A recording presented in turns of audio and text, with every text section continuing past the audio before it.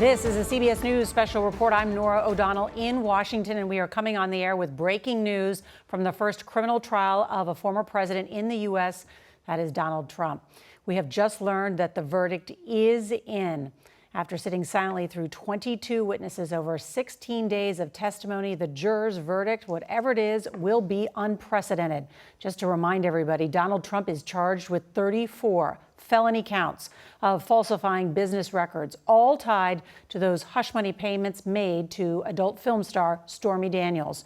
Prosecutors claim that the payments were part of an elaborate scheme to, quote, conceal crimes that hid damaging information from the voting public during the 2016 presidential election.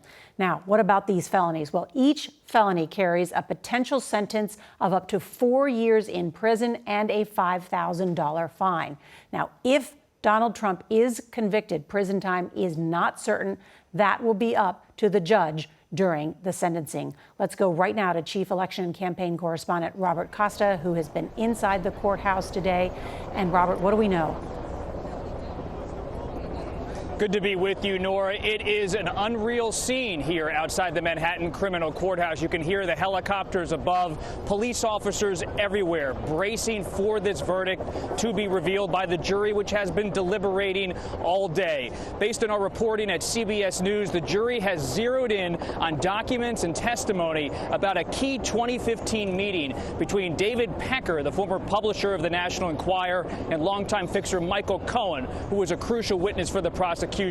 The jury is wanting to go over this testimony to figure out, was Trump directly involved in the so-called catch and kill scheme to bury scandalous stories about Trump before the 2016 election. We also know the jury wants to know more about that underlying crime the prosecution has been arguing about for the past 7 weeks, that this wasn't just about so-called hush money payments made to adult film star Stormy Daniels. It was about something bigger, about interfering in the 2016 election by deliberately labeling these payments as legal expenses and withholding information from American voters. It's a very important point, Robert, as the district attorney in this case said from the very beginning. In his words, this is not a case about money for sex. It's about conspiring to corrupt a presidential election and then lying on business records to cover it up. But the question for those 12 members of the jury was the intent question. And so that's what they have worked out on what we estimate to be about 10 hours of deliberation. Robert, I also understand from our team of reporters that are still inside the courtroom that Trump is sitting with his arms crossed. He's pouting, he's staring at the judge, and it feels tense inside the courtroom. You've watched Donald Trump over these past 6 weeks and have been in close contact with officials close to him. What has been his mood, his demeanor? How would you characterize this moment is? Nora, I can't underscore the drama of the past 15 minutes. It was just 15, 20 minutes ago that many people inside the courthouse behind me, including our own reporters, members of the Trump team, members of the prosecution, believed the jury would be deliberating till about 4:30 this afternoon and then break and then resume deliberations on Friday. Then a sudden turn. A verdict was made. A verdict was decided. It has not yet been revealed. Everyone called back into the courtroom. Trump was confident all day. We saw him mingling with his staff, talking to family members in the holding room as they waited for the deliberations to be over. He has to be here at the court as the jury deliberates, but he was in an upbeat mood. That has turned. The verdict is now coming, and this is more than just a legal battle for former President Donald Trump. He is the first former president of the United States, any American president, to face a historic criminal trial. And this comes in the middle of a presidential campaign against President Joe Biden, whose campaign has been here in recent days in Lower Manhattan. Everything's on the line right now for Trump, the former president of the United States. Will he serve jail time if there is a guilty verdict? He could get probation, but a prison sentence is possible. And this is someone who just said minutes ago to reporters he wants to campaign. And this has already been a burden, a real political cost for him, costing him time. Robert Costa, thank you. And we should note that the picture you are looking at right now is a live picture from right outside the courtroom where we have seen Donald Trump appear some days at the end of the trial or before to make statements about what he has called a witch hunt going on inside. Want to bring in our chief Washington correspondent, Major Garrett. We've been to places in history that we've never been before with Donald Trump, twice impeached. Now is likely to become, or could become, I should say, the first president tried in a criminal trial to either be acquitted and found not guilty or guilty. We just haven't been here before in this. What are the stakes for Donald Trump as he is the Republican Party's nominee? Right. To pick up on Robert Costa's point, it's not just that he's a former president, Nora. He's the Republican nominee in waiting in an active presidential campaign, shadowed, as he has been for months now, by criminal indictments. We're now going to have probably the only verdict on any of the pending criminal indictments before the election. If he's acquitted, most people I've talked to in the Trump universe believe there will be a burst of energy around the former president in a very positive political way. And if he's convicted, they believe, those in the Trump inner circle, that this will be convulsive for the country. Because at least a third of the country, Nora, and maybe more than a third, believe this entire case should never have been brought in the first place, agree entirely with the former president's orientation to this, that others looked at this and didn't seek to prosecute this, that this is a legal reach to take a business records case, attach it to a felony in a campaign context, which has never been prosecuted before in New York. They agree with that orientation to this. And if he's convicted, those in the Trump inner circle predict a convulsive reaction. However, there will be a part of this country, Nora, that will say if the former president is convicted, there is now finally some institutional accountability for someone who has been toppling, or at least attempting to topple, all sorts of institutional norms in this country. I can't give you an assessment of the actual point by point, number by number political reaction to this, but we are in a fraught moment in American history. A lot of things hang in the balance, not just for former President Trump, but the Republican Party, the Democratic Party, President Biden, and our sense of institutional permanence and norms. No doubt, and this is day 2 to remind everybody of the jury deliberations. And just a short time ago, we got word from the judge that a verdict was in. Judge Merchan saying the jury has a verdict, but we would like an extra 30 minutes to fill out forms if that is possible. Want to bring in a former Manhattan Assistant District Attorney and CBS News legal contributor, Rebecca Roiphe. She joins us now. And Rebecca, this 30 minutes, of course, everyone is waiting to hear what this jury has decided. First, 10 hours over 2 days, the number of questions that they asked to get clarification on. What do you think that tells us about how this jury may be leaning? You know, it's always impossible to know what a jury has decided until that verdict is actually read. However, this was an incredibly quick deliberation over 2 days. As you said, only about 10 hours of deliberation. It looks like the jury was thinking carefully about the testimony and about the elements that needed to be proved beyond a reasonable doubt. But, you know, generally speaking, when verdicts are rendered this quickly, it usually is a sign that is positive for the prosecution, because it normally takes far longer for 12 jurors to agree to acquit than this short amount of time. But of course, really, that is pure speculation at this point. Let's also bring in Caroline Pelosi. She is the criminal defense attorney and a lecturer in law at Columbia Law School. And Caroline, good to talk to you. Just on this matter, falsifying business records in New York, that is a misdemeanor, but it can be elevated if, in fact, intent was used to conceal another crime. That's why this case is relevant, because the prosecutors made the case that there was intent, of course, a campaign finance violation. To their words, they said it could have tipped the election. What do you see that the jury has come back so quickly? That's right. I really do agree with Rebecca. I think the swift nature of this verdict and the fact that we didn't get any other notes from jurors saying we're having trouble coming up with a unanimous verdict, something of that nature. We were bracing ourselves for something along those lines. I agree. This feels like guilty verdicts are on the way.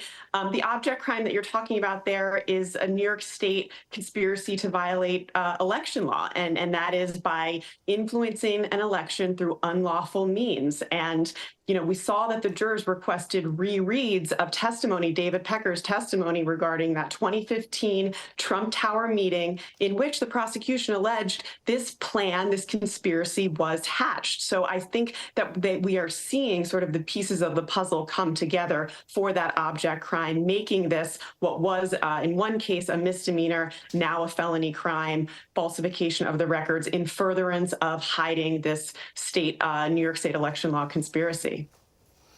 Any moment now, we could get the verdict in this case against Donald J. Trump, these 34 felony counts. The jury had asked for an additional 30 minutes. That time has passed, so we are on standby to find out what these 7 men and 5 women have decided in this case. There are also, we should note, 2 lawyers who are on this jury as well. Let's bring in Jan Crawford, who is our chief legal correspondent, also covers the Supreme Court.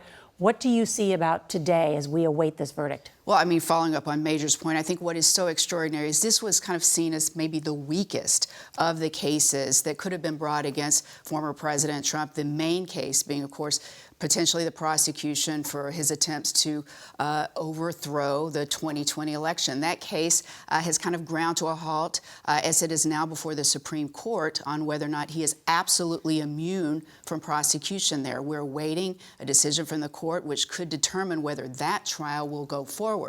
It could be potentially impossible for that prosecution. So we could be in a situation where out of all the cases, the classified documents case, the January 6th potential prosecution, in this case, this could end up being the only case against former President Trump to go to trial and potentially merit a conviction. And to Major's point, that could land in ways that we cannot possibly imagine. A former president being convicted on charges that are novel in some cases, considered weak by many legal commentators, and multiple grounds for the president to argue on statutory and constitutional grounds that he is going to appeal this and fight it in the appellate courts. Donald Trump and his attorneys are in the courtroom. The judge is in the courtroom. The jury is being brought in. We are just minutes or seconds away from a verdict. And of course, as soon as we know that information, we will share it with you. I think one of the key questions likely that our viewers may have, if Donald Trump is a convicted felon, he can still run for president. Does it mean he will go to jail?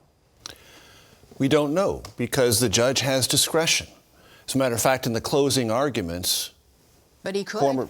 Yes, he could. I mean, that's out there on the table. But in the closing arguments, former President Trump's lead attorney, was harshly criticized by the judge for injecting into his closing argument something that defense attorneys know they shouldn't inject, which is, you can't send a former president to jail over this. And the judge said, wait a minute, you can't talk about that. First of all, it's a discretion in my hands. And second of all, you can't talk to a jury that way in your close.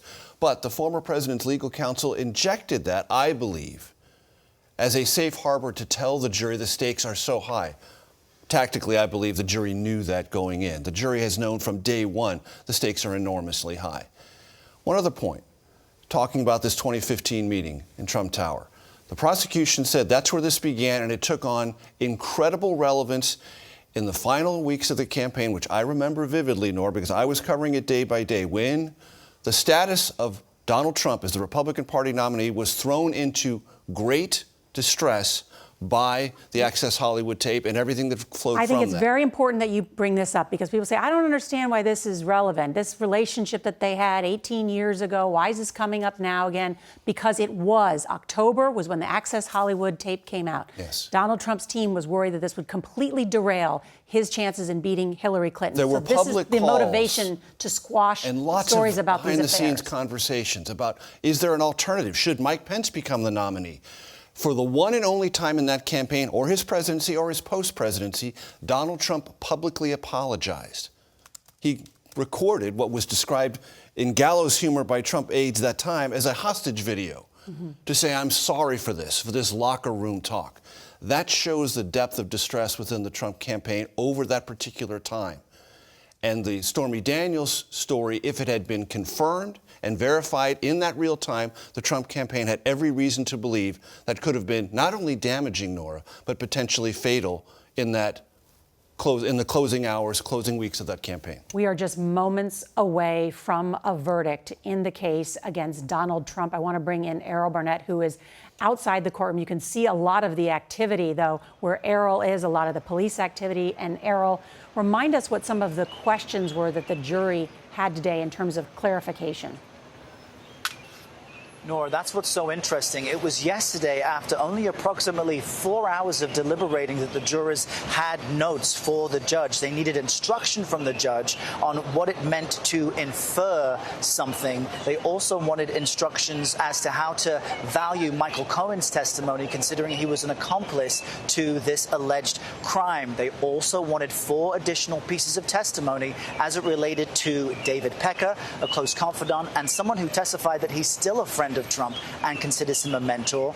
And they had questions about testimony relating to a Trump Tower meeting in August of 2015, which the prosecution says was the nexus, the core, the origins of a scheme to deceive the American public by suppressing negative stories about Donald Trump in the tabloids, amplifying negative stories about his opponents to effectively pave the way for him to the White House. They wanted clarification on that. And what's interesting is when the judge clarified that because Michael Cohen is an accomplice, you cannot convict based on his testimony alone unless it is corroborated by other evidence and testimony as part of the trial. Also, he clarified to them that they can infer something.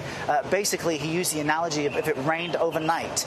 Even if you didn't see the rain, you can infer that it rained overnight if you can see outside your window in the morning and people have umbrellas and the pavement is wet. So even in the absence of direct fact, you can make an inference as a jury if other facts seem to suggest and reasonably line up another scenario. And so as we await to hear what the exact verdict is, we are now, I understand, inside the courtroom with jurors seated, with Donald Trump looking quite anxious.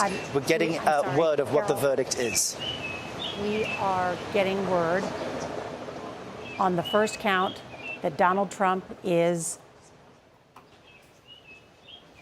guilty. Now remember, there are 34 counts that we will go through. Count 2, guilty. Count 3, guilty. Count 4, guilty. Count 5 and 6, guilty. Count 7, guilty. Count 8, guilty. Count 9, guilty. Count 10, guilty. Count 11, guilty. Count 12, guilty. Count 13, guilty. Count 14 and 15, guilty. Count 16, guilty. Remember, this is a unanimous decision by the jury on each of these counts. Count 17, guilty. Count 18, guilty. Count 19, guilty. Count 20, guilty. Count 21, guilty. Count 22, guilty. Count 23, guilty.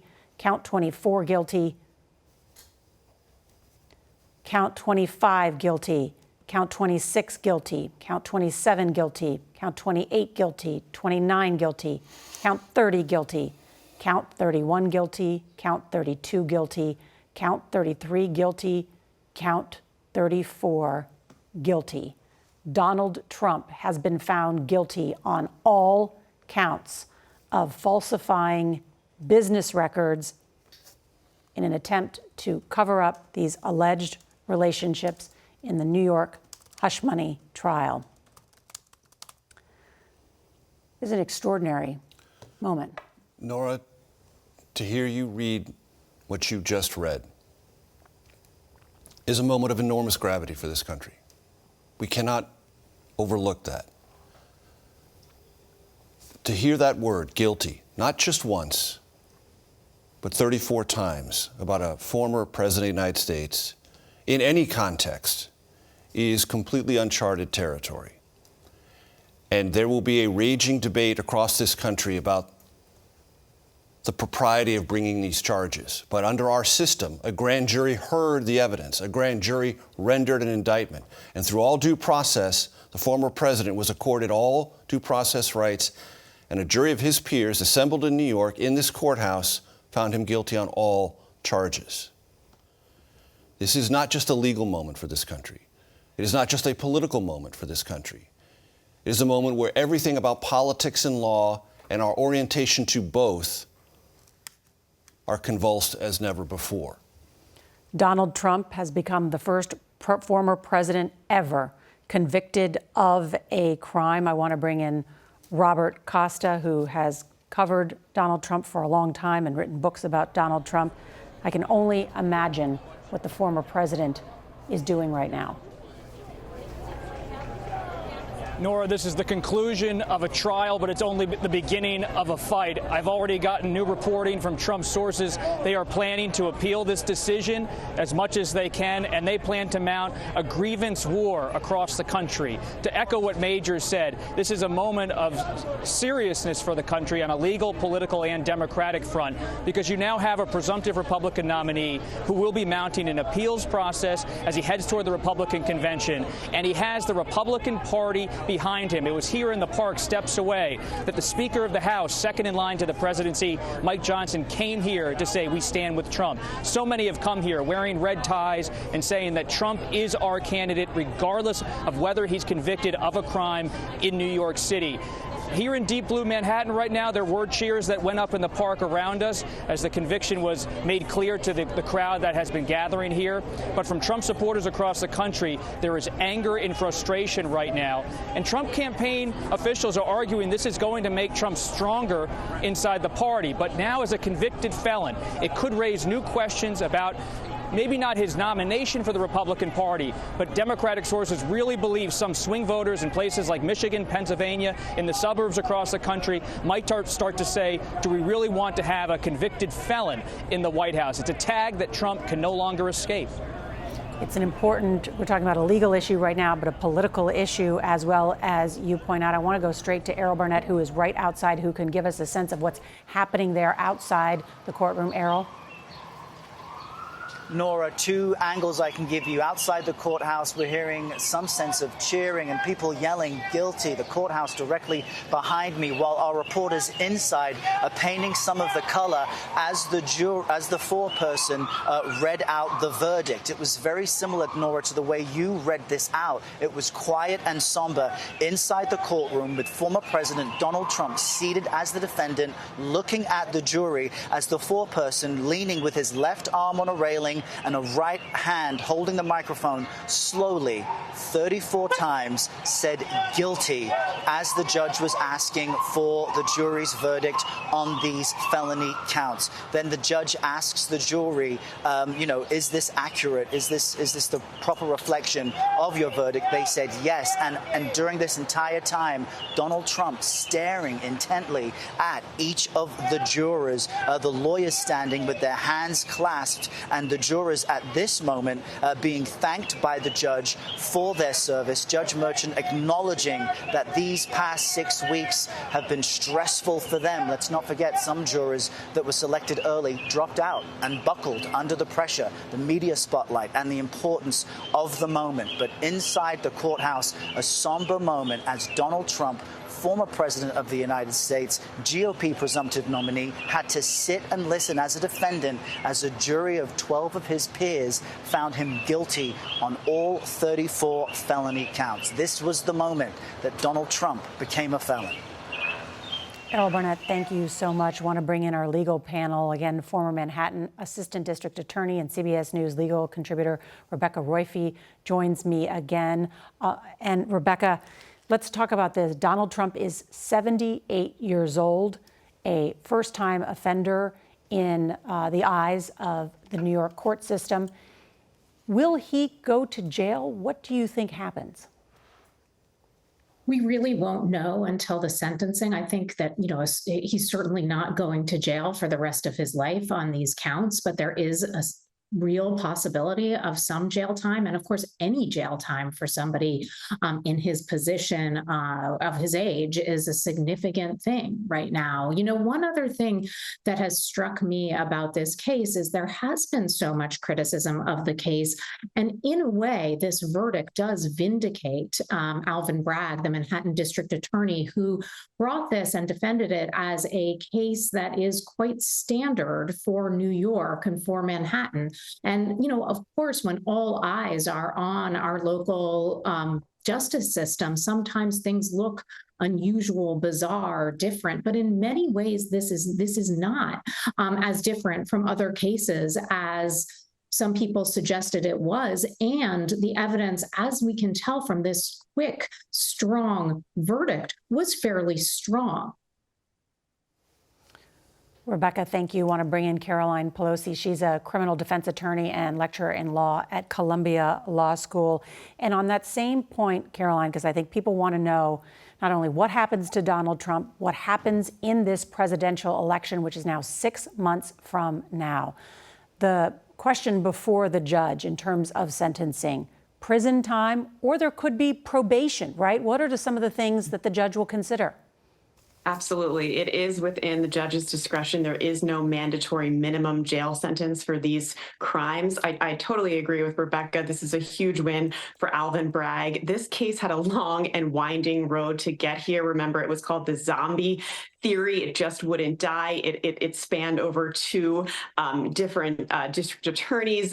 People resigned in protest for the ways that they felt about whether or not the case was being brought. But this will mark the beginning of a lengthy appellate process. I like to point to the Harvey Weinstein verdict being overturned. That took soup to nuts 4 years.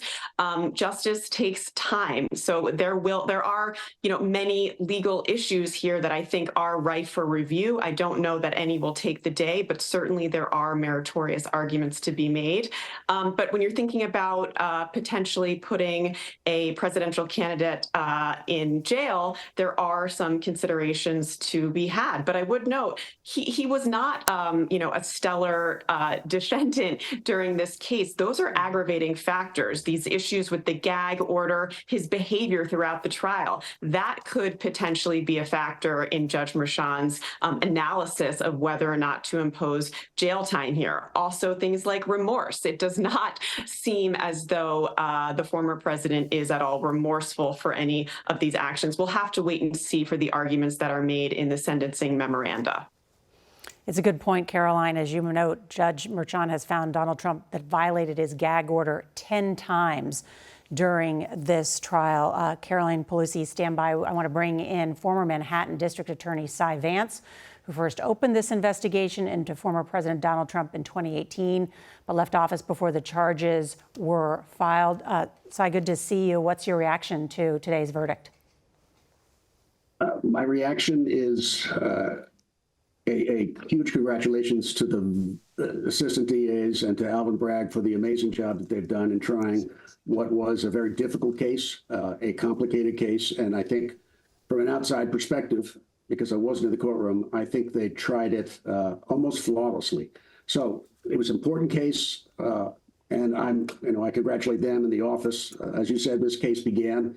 The Trump investigation began some time ago when I was district attorney. We had to go to the Supreme Court twice in order to get access to his financial and tax records. That led to, when I was in office, his indictment for the Trump company's indictment for tax crimes. And then as the case moved on, DA Bragg took it up and has succeeded in doing something very important. We are watching now, just outside the courtroom, members of Trump's team coming out.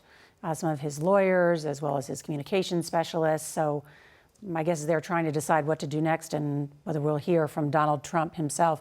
So I do want to ask you, though, given this verdict, do you see there are grounds for appeal? What could the timeline be? Well, I think the appeals will happen whether there are grounds for them or not. I think there will be many claims by the Trump team for judicial errors, bias, errors in instruction. I think the appeals will come from all sides. But I think that by no means are those appeals certain to prevail. And at the moment, I think what we're seeing is a sad day in the sense that a former president has been convicted. A day we should celebrate, however, for the victory of the justice system and our jury system and our court system to be able to manage a case this significant and difficult.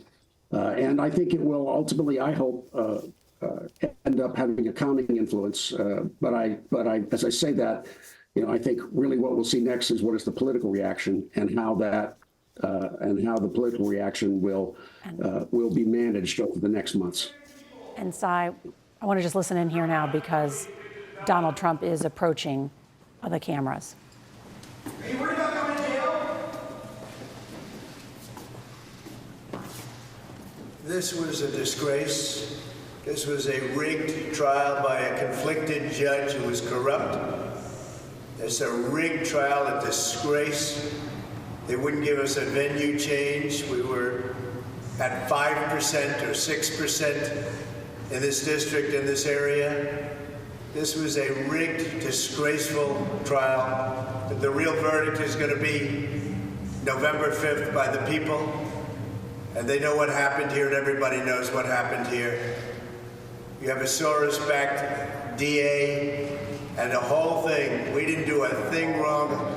I'm a very innocent man, and it's okay. I'm fighting for our country. I'm fighting for our Constitution. Our whole country is being rigged right now. This was done by the Biden administration in order to wound or hurt an opponent, a political opponent. And I think it's just a disgrace. And we'll keep fighting. We'll fight till the end, and we'll win, because our country's gone to hell. We don't have the same country anymore. We have a divided mess. We're a nation in decline, serious decline. Millions and millions of people pouring into our country right now from prisons and from mental institutions, terrorists, and they're taking over our country. We have a country that's in big trouble. But this was a rigged decision right from day one, with a conflicted judge who should have never been allowed to try this case, never. And we will fight for our Constitution. This is long from over. Thank you very much. Why should voters vote for a convicted felon? And there you have it. Donald Trump calling this a rigged trial. We're hearing from sources close to him they do plan to appeal. The sentencing, we have learned, is going to be on July 11th at 10 a.m., where the judge has discretion.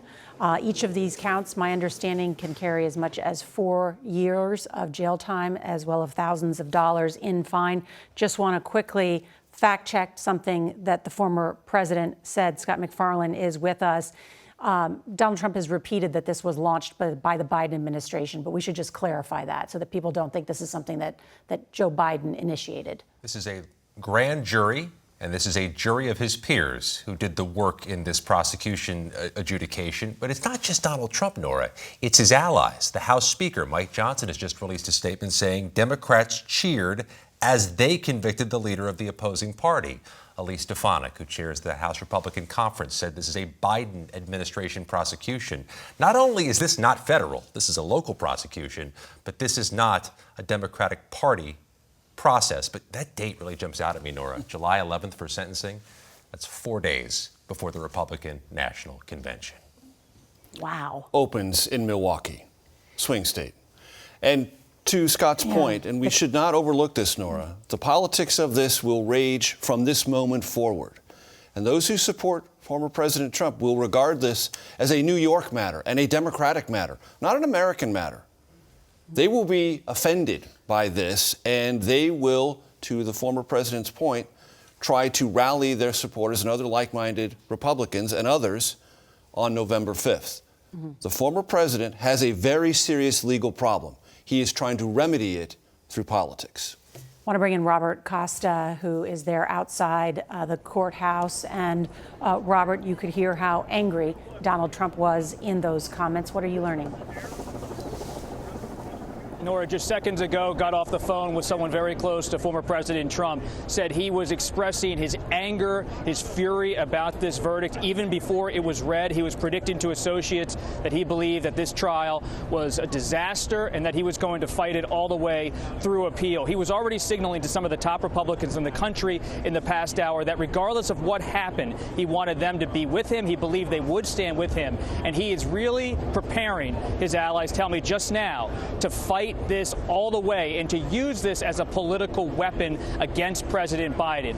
The Justice Department not involved in this case. This is a case in Lower Manhattan. This was a jury comprised of 12 New Yorkers, people who are his peers in his home city of New York. At the same time, you're going to hear former President Trump constantly use this as a refrain that he was targeted by this trial, targeted by this prosecutor, and he is going to use his own channels of communication, whether it's social media, some kind of rally or speeches or other means, to get his message out there without fact-checking and often without the bounds of normal discourse holding him in. But this is American politics today. He has helped to create and really spearheaded this environment we are in now. But I know from people who have been with him in the past hour that he is furious and that this is not just something he's going to leave to the lawyers. He wants to be out front now, and this country is going to see him out front all summer.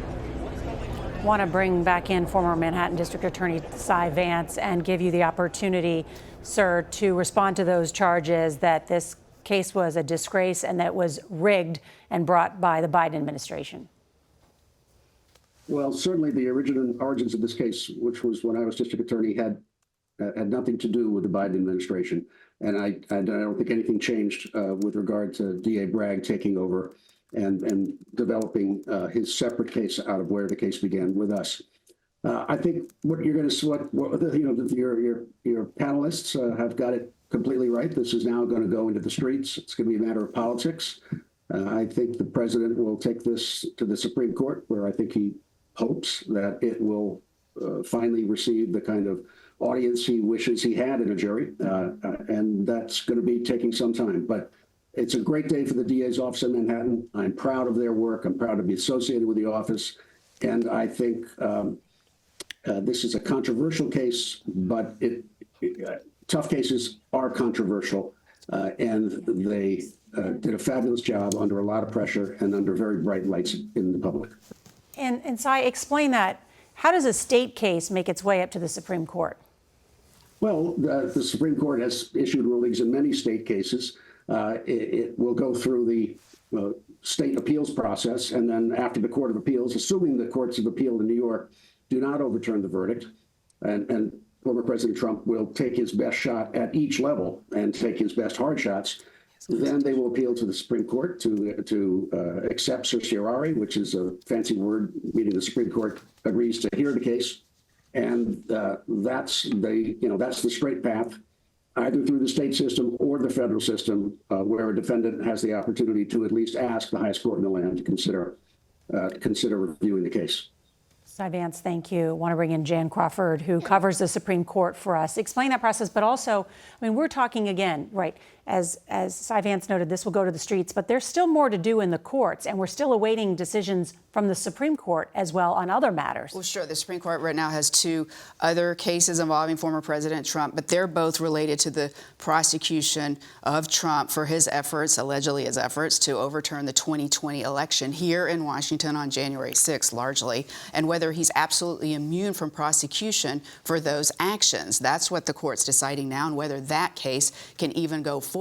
And if it can he be charged and other January 6 defendants be charged with obstruction? Major legal issues for the former president and, of course, the court to decide between now and the end of June. But right now, those are going to take a back seat because what many people had hoped to see, certainly Democrats had hoped to see, was a conviction of former President Trump, and they got that. So I think whether or not there was going to be a trial or not on the January 6 efforts. All right. And I understand we've got some new information coming in from Ed O'Keefe, who is at the White House for us. Ed, what are you learning? Are we going to hear from President Biden? We are not going to hear from President Biden, but we have a written statement from him. Norah, I'll explain why we won't in a moment. In his statement, he says, in New York today, we saw that no one is above the law. Donald Trump has always mistakenly believed he would never face consequences for breaking the law for his own personal gain. But today's verdict does not change the fact that the American people face a simple reality. There is still only one way to keep Donald Trump out of the Oval Office, at the ballot box. Convicted felon or not, Trump will be the Republican nominee for president. The threat Trump poses to our democracy has never been greater, the president says in his statement from his campaign. He says Trump, quote, is running an increasingly unhinged campaign of revenge and retribution, pledging to be a dictator on day one and calling for our Constitution to be terminated so he can regain and keep power. A second Trump term means chaos, ripping away Americans' freedoms and fomenting political violence, and the American people will reject it this November. The president is at his vacation home in Rehoboth Beach, Delaware today, marking the 9th anniversary of the death of his son, Beau. We saw him briefly this morning in Wilmington, Delaware, at a church service with his family, and they stopped by a veterans memorial before he headed to that beach home. He's expected back here tomorrow for a few events for a few hours. His campaign and here at the White House, they have stressed that the president was likely to say something in some form, but not necessarily make a big deal of this. And isn't it telling that both the convicted former president and the sitting president have said the same thing, that ultimately the American people get to make this decision in November? Norah?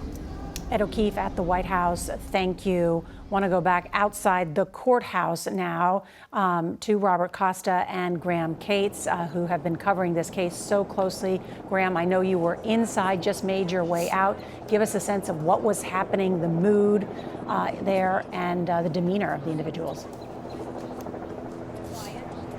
As the jurors walked in, neither Trump nor the jurors looked at each other, which is different than earlier in the day. Trump had usually stared and kind of studied the jurors.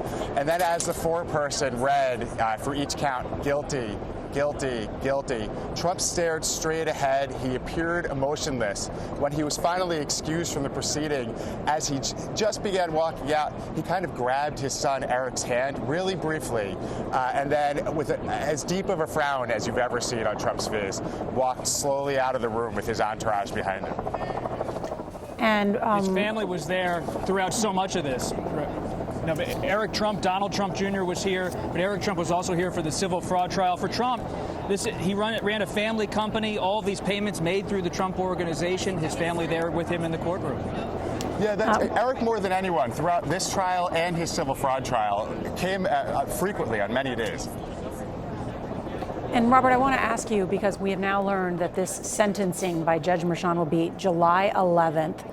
And Donald Trump will be sentenced as a convicted felon 4 days before the Republican convention. Can you run a presidential race just on grievance alone? I mean, how will that change the dynamics, the contours of this race? It's not going to change the contours of this race too much. I've spent a lot of time talking to officials in the Biden campaign and talking to Trump campaign officials, and they've made it clear to me on the Trump side that grievance is the fuel that helps Trump supporters really get aligned with him, even if they have concerns about his conduct or different policy positions. But Trump's also running a campaign concurrently against President Biden's record on the economy, about border security, railing against the president's policy on immigration. So in many respects, he's running a traditional Republican campaign, and that's why he has the Republican Party ensconced in his grip. He is someone who has the speaker, so many senators saying, "We're with you, Trump," nodding along. They almost forgive his grievance because they believe he's able to put together a coalition of populism, nationalism, and anger that will propel not only him to the White House, but them. And that's really the calculus here for so many Republicans at the highest level I'm speaking with. They're staying with Trump because they believe he still is, even as a convicted felon who might have a prison sentence as he approaches the Republican convention, he still is their path to power. I think this is a good time to go through some of the basic questions that are out there, because Donald Trump said that the real verdict will be on November 5th. That is now 159 days away. Major, he can run for president as a convicted felon. Absolutely. Right. Can he vote? Yes, because he's not, so he's not adjudicated fully because the appellate process goes on, so it's not over until it's over. And as Cy Vance indicated, that overness may take a considerable period of time because the former president will try to find every venue possible, legal, to reevaluate and possibly overturn this verdict. And in reading so until all that is done, he is a voter in good standing, to my understanding. There are former prosecutors who said that it's unlikely that a 77-year-old former president, since this is his first offense in this course, would be sentenced to jail. But it could happen. But could he be elected president while serving prison time? Well, obviously that's never happened, right? But there's nothing that we know of that would stop that from happening.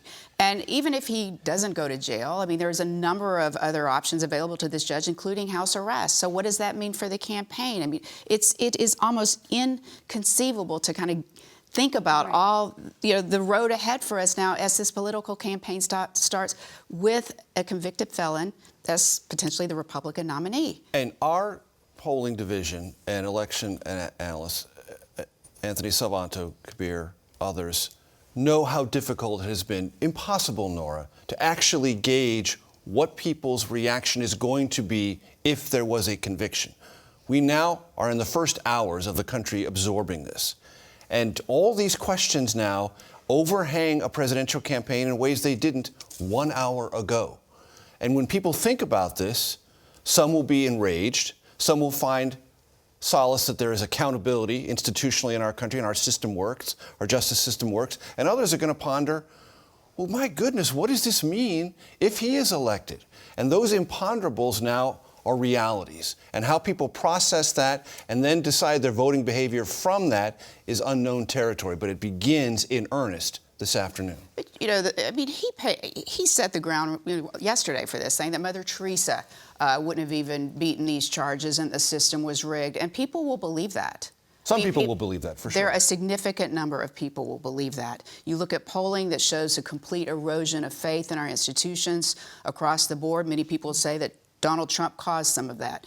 But when you hear Republican leaders right now in the House and Senate issuing statements saying this is a travesty, this is a pro-Biden judge, this was rigged from the beginning, a significant number of American people will believe that. You don't think it's a stretch to compare Donald Trump to Mother Teresa? Well, I didn't say that. I think he said that. Yeah. And there's going to be this process to try to discredit jurors.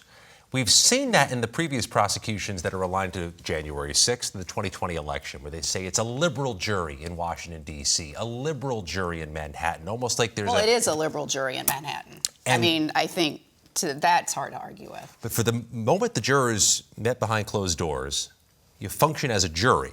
And the foreman had to get up, hold a microphone today, and announce a verdict against a former U.S. president. And there is always this concern. Anybody related with a nexus to a Trump case has the threat of being threatened, doxxed, or hassled. But, Jan, those jurors also swore that they could be impartial. Oh, so just to say that they're from a liberal area that votes liberally and votes Democratic does not mean that they did not promise under oath that they would be impartial. And I certainly am not implying that. Yeah. I am saying that we have to acknowledge what the facts are, because those are facts that the American people are going to hear. To Jan's point, inferences will be drawn. Yeah.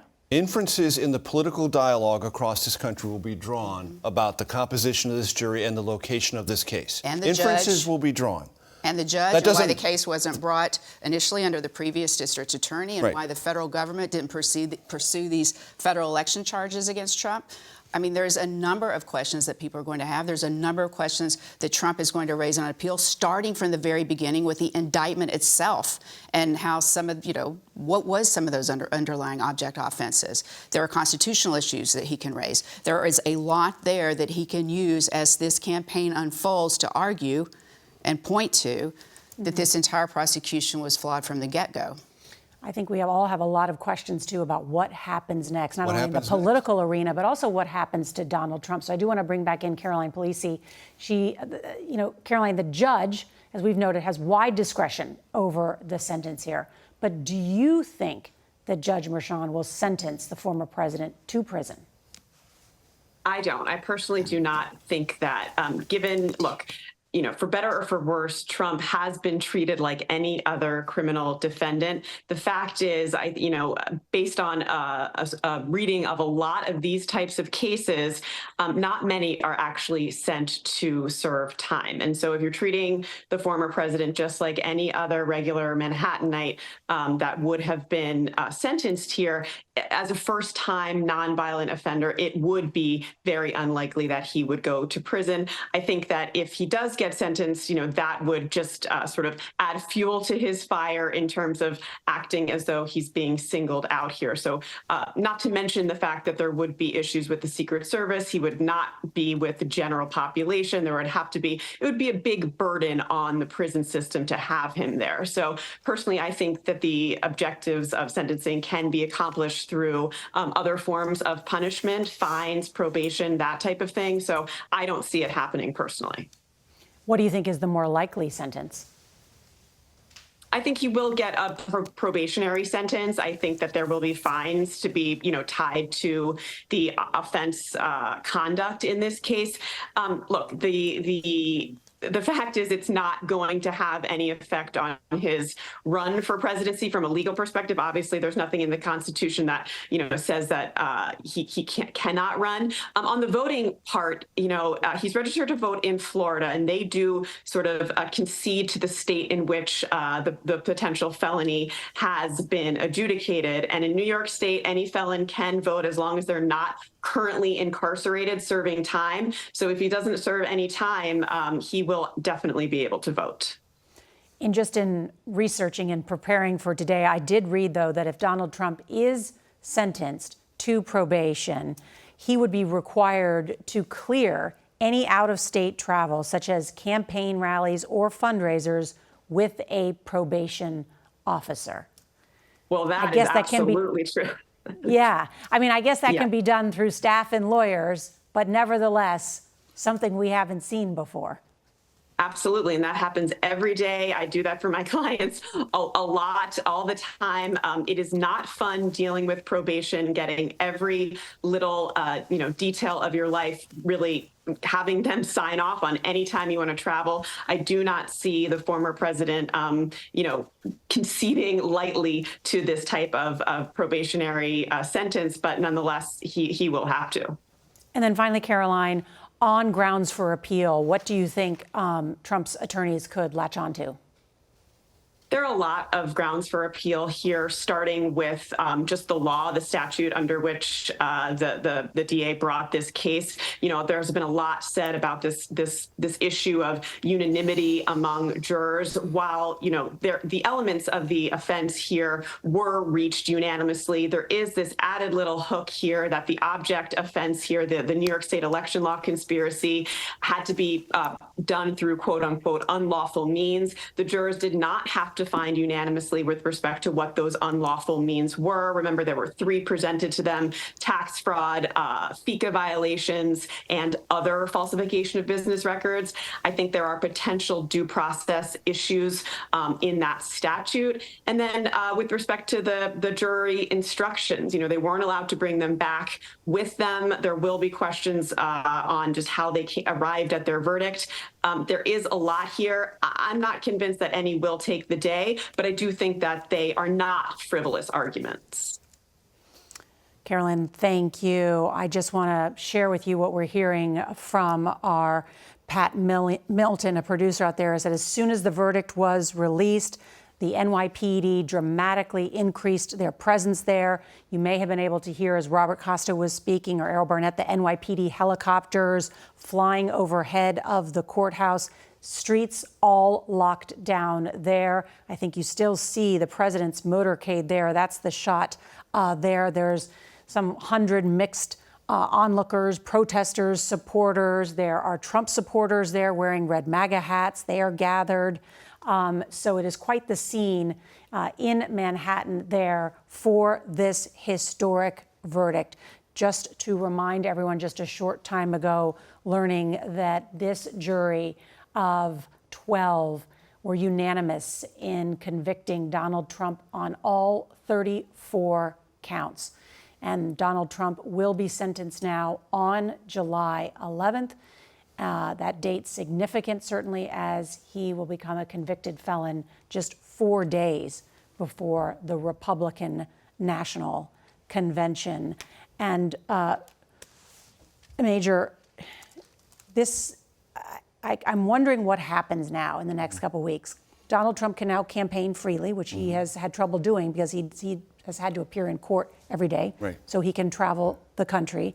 We don't know what will happen on July 11th, but if he sends to probation, he could still be out there on the campaign trail. He could still be out on the campaign trail, providing it's approved through all the probationary processes, which is also uncharted terrain. And in the one sense that I think this trial matters politically is that for the former president, every day at the courthouse was a day to prepare for this day. He knew that charges rendered against him could result in a guilty verdict. So how do you prepare for that? You don't prepare for it psychologically, not if you're former President Trump. You prepare for it politically. And seeding the clouds every single day with deep-seated questions about the process and the orientation of the judge, the jury, the proceedings around it, some of it completely without factual basis, some of it driven entirely by grievance, some of it completely ignoring the underlying facts, but some of it based on his own gut sense that if he were convicted, what he had to do in that intervening time, however long this trial took, was prepare his supporters for the idea that if it was a guilty verdict, it would be on its moment deemed fraudulent and offensive to them. That's the political terrain that the former president has occupied every single day of this trial. And it now takes on greater significance because, in his rhetoric, what I foretold has now happened, and I will campaign on that basis. I want to bring in Ed O'Keefe, who is at the White House and has traveled recently with President Biden out on the campaign trail. What are you hearing from Biden's advisors? Norah, we've just gotten off the phone with White House and campaign officials who tell us we will not see or hear from the president for the remainder of today. He remains at his home in Rehoboth Beach, Delaware, with his family privately marking the death of his son, Beau. Campaign aides stress that the reaction to this, whatever it looks like in the coming days, is expected to be modest because it is their view, based on polling done by us, by other news organizations, by the campaign, that this is not going to move large blocks of voters in battleground states in any real measurable way, that opinions on the former president are pretty much baked in. And to that point, we saw just minutes after this verdict, the former president send an appeal to his supporters to donate to his campaign, calling him a, quote, political prisoner. We saw the current president use his Twitter or X account to blast out a fundraising appeal to his supporters, saying this will all be determined in November. And so both of these campaigns now are preparing for just that. In the case of the Biden campaign, he was in Philadelphia yesterday speaking about the economy, trying to sustain support with black voters, and aides that I was just speaking with remind us the plan is to keep focused on issues like access to abortion rights, corporate greed. You're going into the month of June, so you're dealing with a lot of anniversaries around mass shootings, and that's expected to be part of his focus. And on the world stage, he'll be in France and Italy in the next 2 weeks, meeting with European leaders. There's news this afternoon from here regarding the expansion of the military operations in Ukraine. Just be presidential and allow that contrast to stand alongside what we're seeing on the streets of New York and continue to play out. I'm being handed a statement from the White House counsel's office, and this will stand, Norah, as the only official comment from the White House today. Spokesman for the White House counsel's office saying, quote, "We respect the rule of law and have no additional comment." Norah? Ed O'Keefe, thank you very much. I want to bring back in Cy Vance as we watch the president's motorcade leave the courthouse there. And Cy, thank you again for staying with us, and it's great to have your expertise as the former Manhattan District Attorney.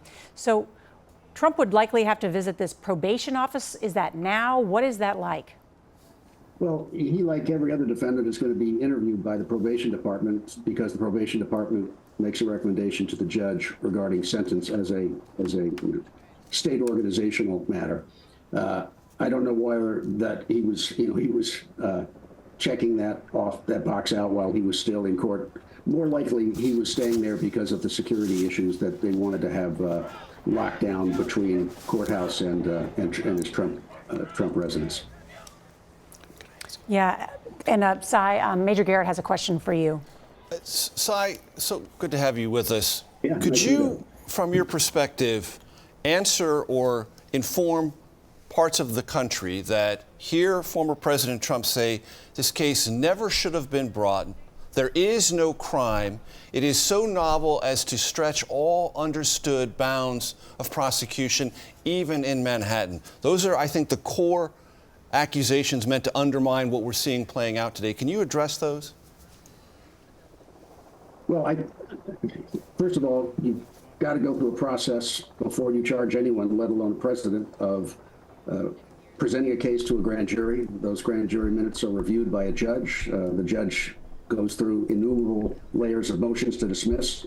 I reject the claim that Judge Merchan is biased. Obviously, the former president would disagree with that, but I think he is a very middle-of-the-road, smart, disciplined jurist, and I think he deserves huge credit for managing a very, very difficult case and a very difficult client. So it's easy to blame New York. It's easy to blame the Manhattan DA's office. We were the first office to indict his alter ego company and pursue investigations against him. But that's because it's because of what he did, not because of politics. Cy, let me ask you, you know Judge Merchan, certainly within the legal system. Do you think he will sentence Donald Trump to prison? I doubt it. I doubt it. And but giving Judge Merchan wide room to not telling him anything about what to do. I think that if this were an more ordinary case, given that Alan Weisselberg was sent to 3 months in prison and then another 3 months for lying, that his boss, Donald Trump, in any other world would probably be getting an equivalent sentence. A sentence of jail is not required for an e-felony, which is what he's been convicted of now. And your other panelists have said there are lots of options, from home arrest to checking in with the probation before leaving the state. There are lots of ways that they can try to control the president's behavior. Yeah, I mean, I heard what you said, Cy, that you doubt that Judge Merchan would sentence Donald Trump to prison time. But if he did sentence him to prison time, do you think he would grant bond on his appeal while he makes the appeal?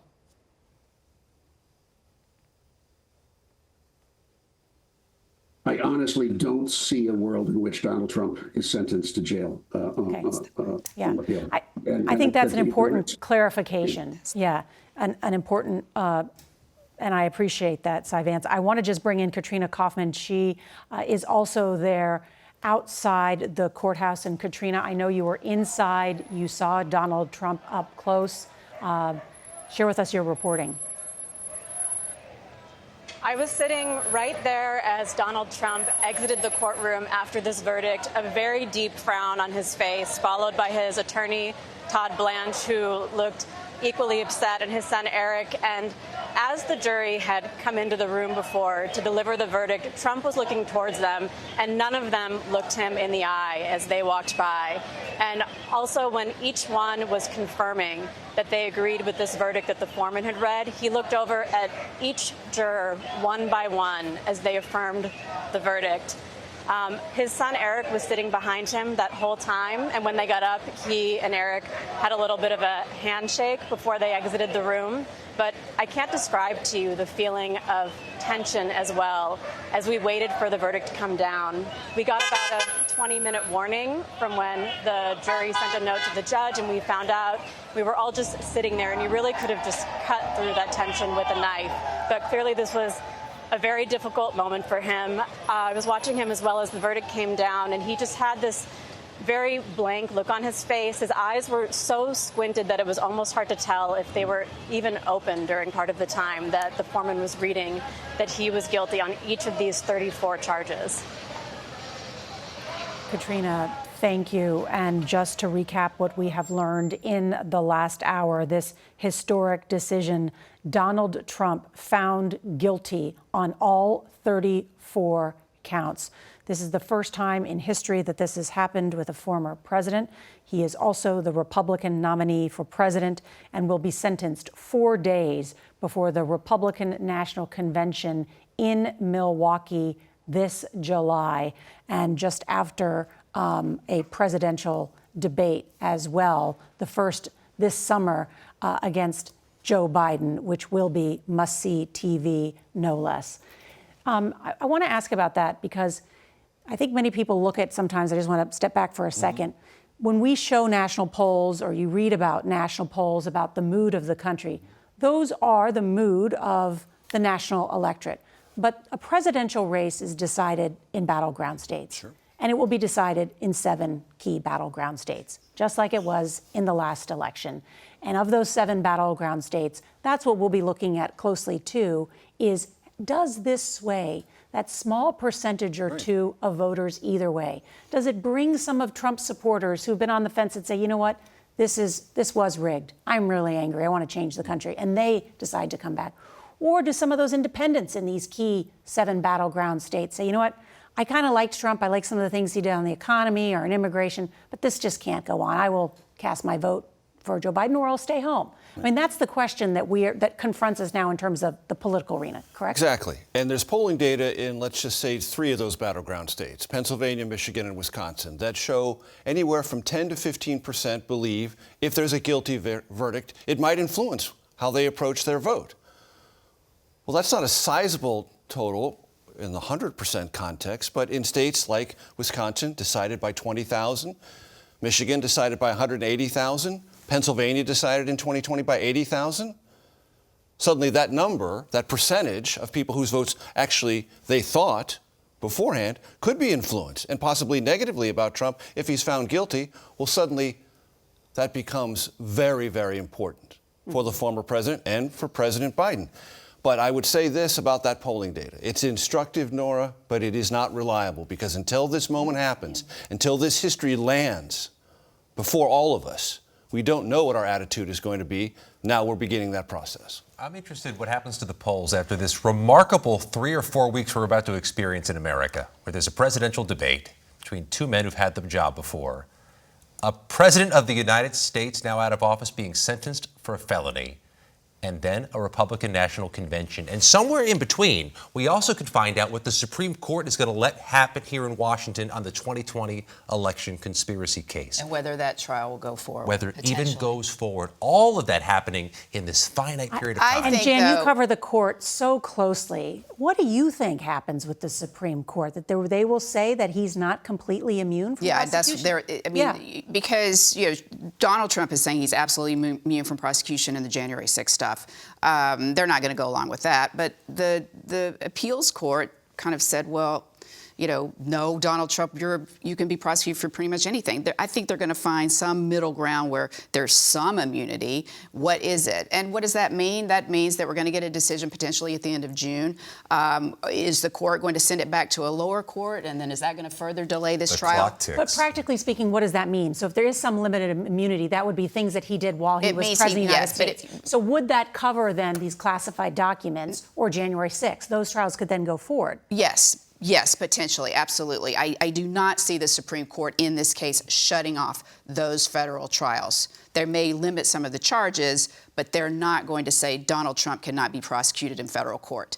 But that will again convulse the nation, don't you think? No, I don't. I think, yes, it'll be a big headline and it's going to be a big story, but this is the earthquake.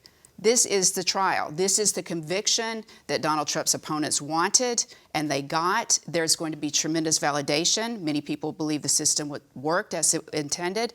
I think the big headline that we just heard a few moments ago, though, was from Alvin Bragg's predecessor. When you asked him, is Donald Trump going to jail? I mean, he's facing multiple years in prison as a result of this conviction.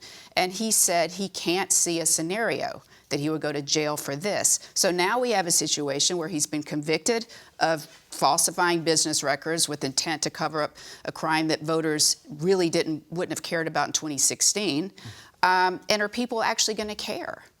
And is that going to affect those polls? Well, it's an excellent question. And fortunately, we have Nicole Killian, who is out on the campaign trail. She's in the battleground state of Pennsylvania. She's been talking to voters. And Nicole, I'm dying to know what you've been learning as you have been out there speaking with people.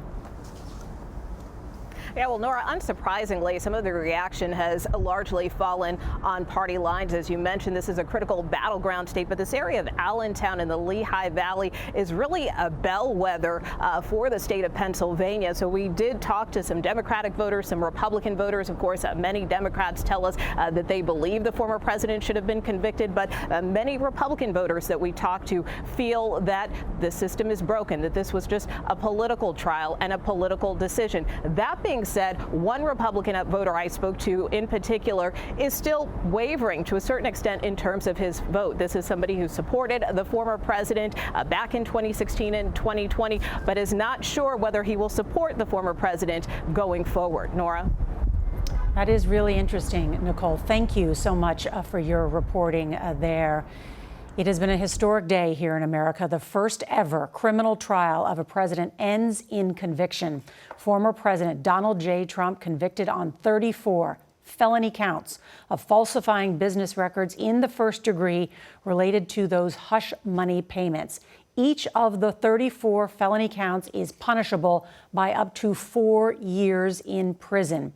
But it is up to the judge to sentence Trump to jail, prison, home confinement, probation, or a fine. And we will learn the former president's sentence on July 11th. That is just 4 days before the Republican National Convention. The former president is a convicted felon, but that does not prevent him from running for office for another term in the White House.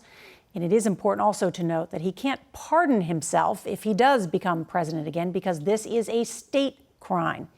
Once again, the breaking news: former President Donald Trump has been found guilty by a jury of 12, unanimous, on all 34 counts of falsifying business records. Our coverage will continue on CBS News 24/7 local news, and tonight we'll have a full wrap-up on the CBS Evening News. Thank you to everyone that joined us. This has been a CBS News special report.